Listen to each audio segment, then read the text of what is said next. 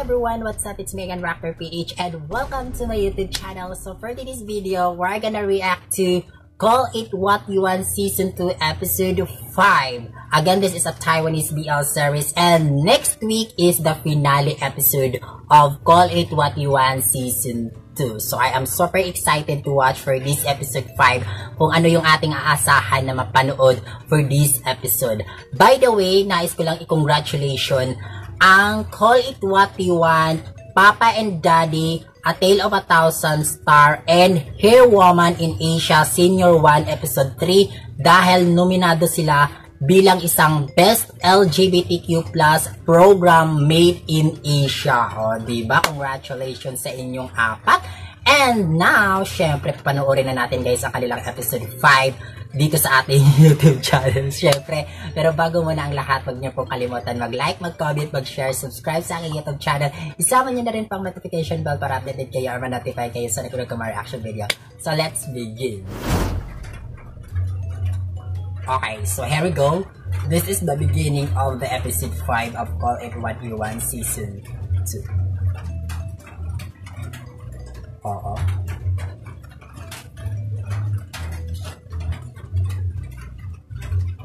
Michael.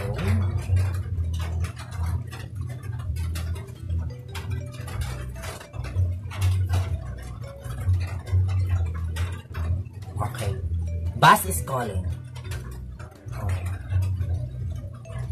Oh, okay.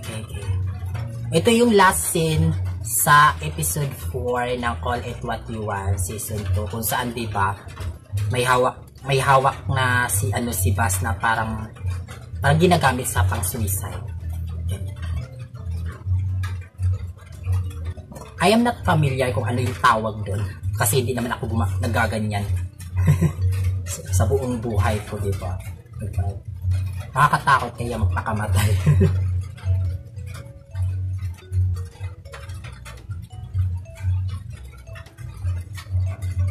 But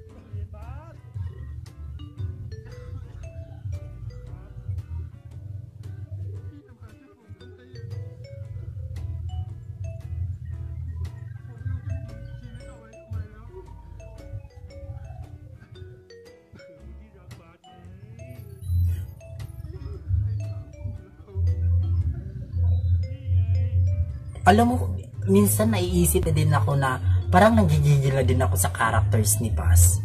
Oo, to be honest lang guys, ayaw ko makipagplastikan sa iba. Yung mga gumagawa ng reaction video about this.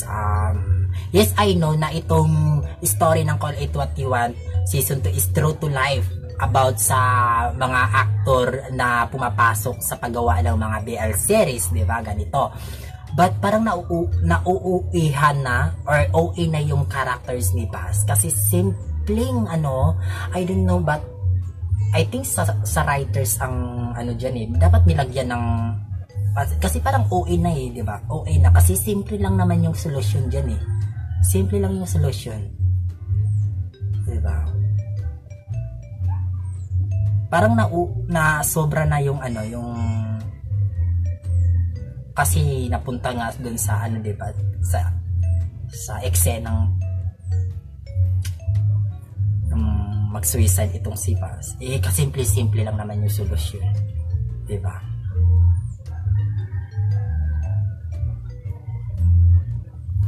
Well, nakadepende naman talaga yun sa writer din, di ba? Siyempre.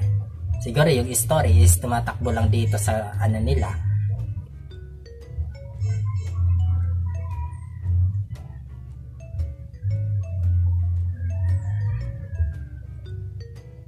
Pero I think God, di ba? At least, di ba, na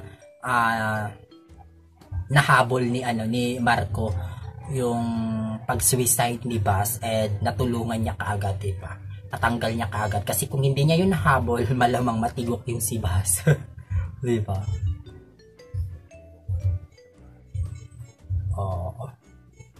So, yung story naman nila James at 8, yung kanilang relationship is patago.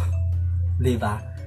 Tinatago nila sa management kung saan may hawak kina 8 and of course kay James kasi alam naman natin si 8 is artista, diba? I don't know kung ano yung papel dito ni James. Kasi dun sa season nun para siyang para siyang writer. I don't know kung ano yung niya, writer, producer or what. Basta ganun. And then tinatago nila yung relationship nila sa management nila and of course sa mga fans, sa mga tao, sa mga madla. So I think yung pinag-uusapan nila dito ay patungkol doon na kung pwede nang isabihin sa mga madla, lalo-lalo sa manager nila about sa kanilang relationship.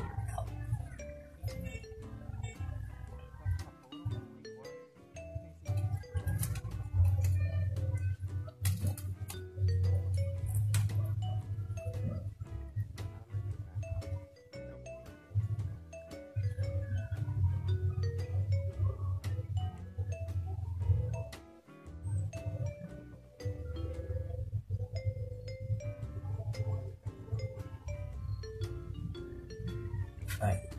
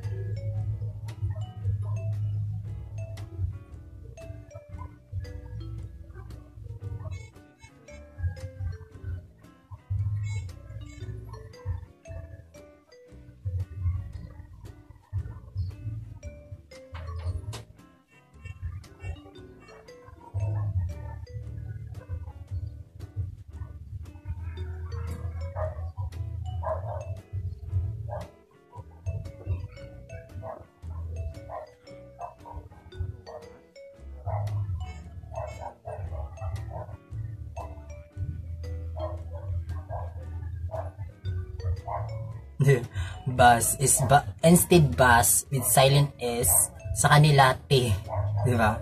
Tinanggal yung S, tapos pinalit yung T, di ba? But parang ano lang, si Ryan Bang, yung R hindi niya mabigkas. Di ba? Hello?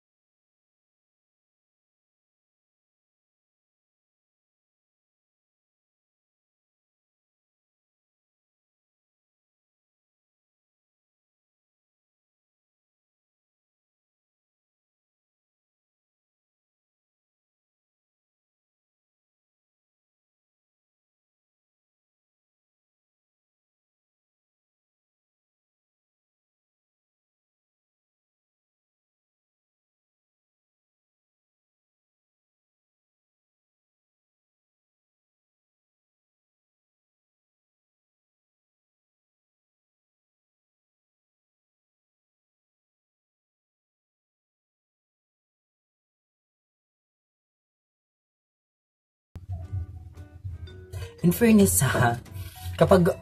okay, noon kasi kapag gumagawa ng mga bed scene like this, yung mga medyo mga rated SPG na eksena ay dinidiliman nila, di ba? Hindi masyadong nakikita ng mga tao.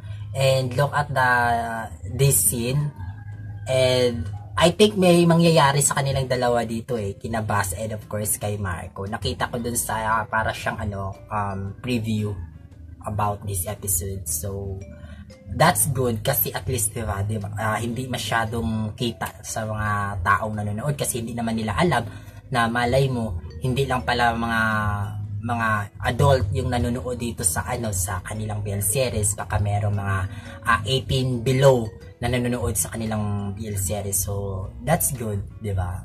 Maganda yung pagkagawa ng Call It What You Want, 'di ba?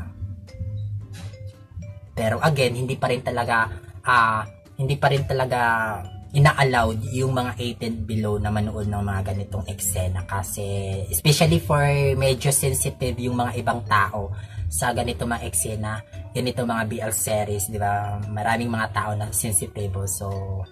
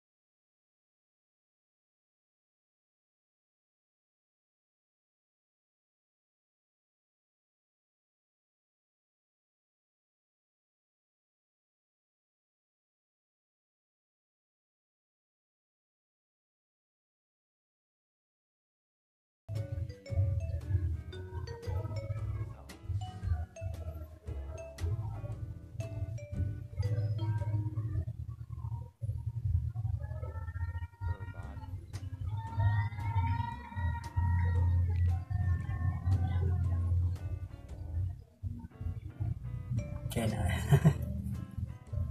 Can I chok-chak you?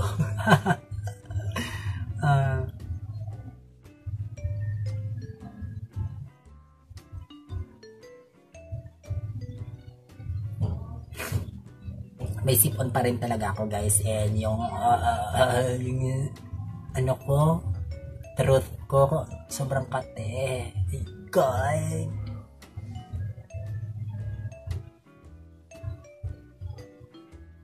Niya pa siya. Hindi wow. Hindi wow. Mapupunta din naman sa tsuktsakan. Nahihiya pa siya, no? In fairness. Nahihiya pa siya pero papunta na dun sa tsuktsakan.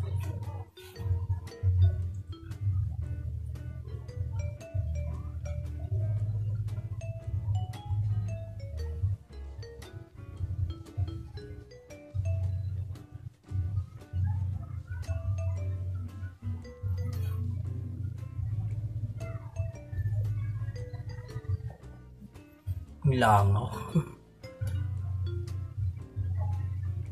Oh my God, ano ba nangyayari?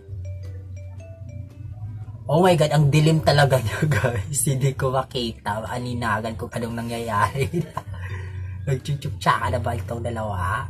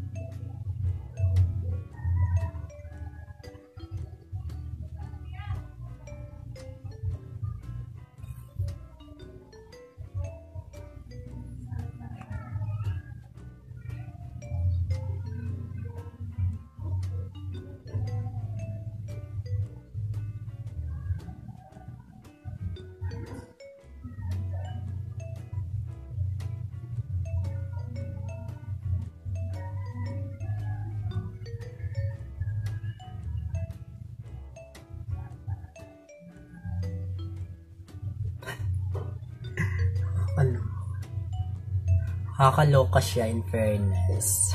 Madilim siya. Hindi ko makita. Tsaka maganda na din to, di ba? At least, hindi madidetect ni YouTube, di ba? Kapag gawa natin ng reaction, tapos madidetect ni YouTube na meron palang mga nudity na nangyayari sa ginagawa natin ng reaction video, baka maano pa tayo, ma-age restriction. Di ba?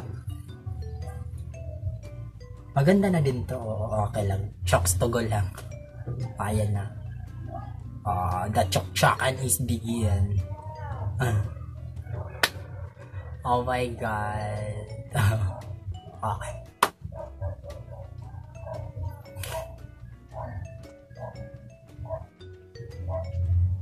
Narinig mo lang yung ano, yung mga halikan nilang ano,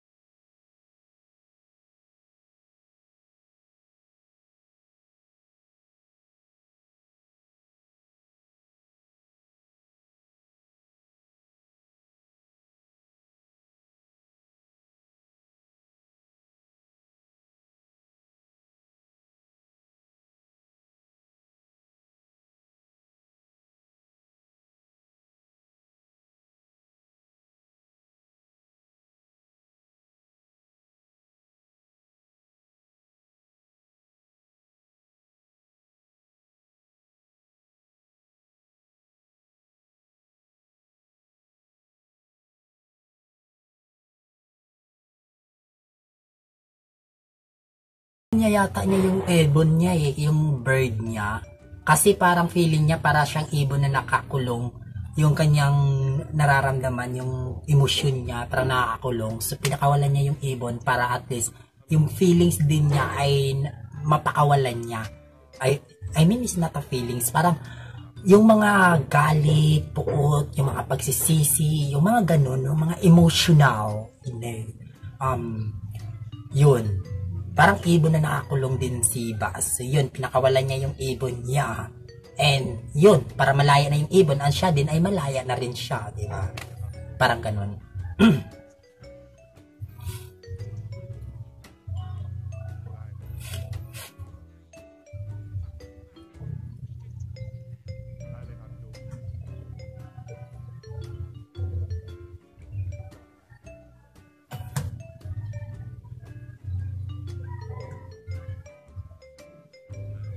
Hello.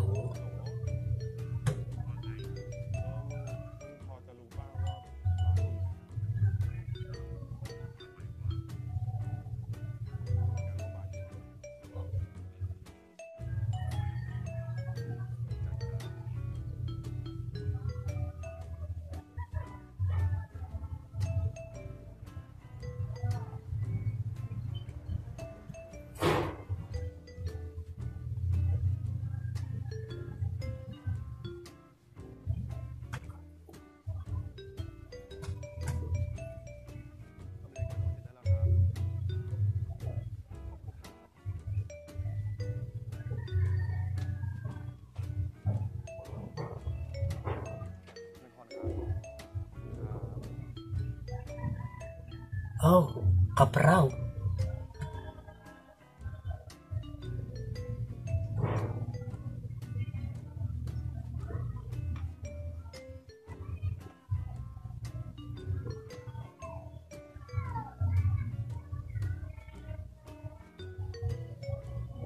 Ang gwapo din ni Kapraw, no?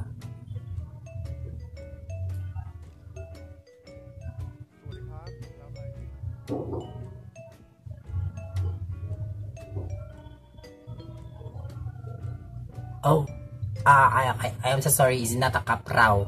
Kala ko si Kapraw. Okay. So, ayan nga guys, na napanood natin ang episode 5 ng Call It What You Want Season 2. Again, this is a Taiwanese BL series. And next week nga, sabi ko kanina, is a finale episode of the Call It What You Want Season 2. So, yung last scene guys, I am so sorry kasi hindi ko naalinagan kasi medyo madilim siya ng konti. Hindi pala yung si Kapraw. Oo, I don't know kung sino yun. And yung basta malalaman natin yan for the episode 6 or finale episode 6 ng Call It What You Want. Okay? So sabay-sabay natin panoorin guys.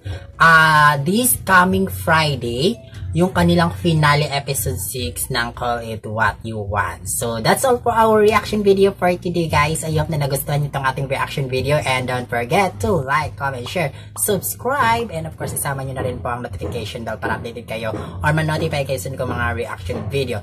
Pling pling! Yes! Thank you so much and God bless everyone. Keep safe. Bye-bye!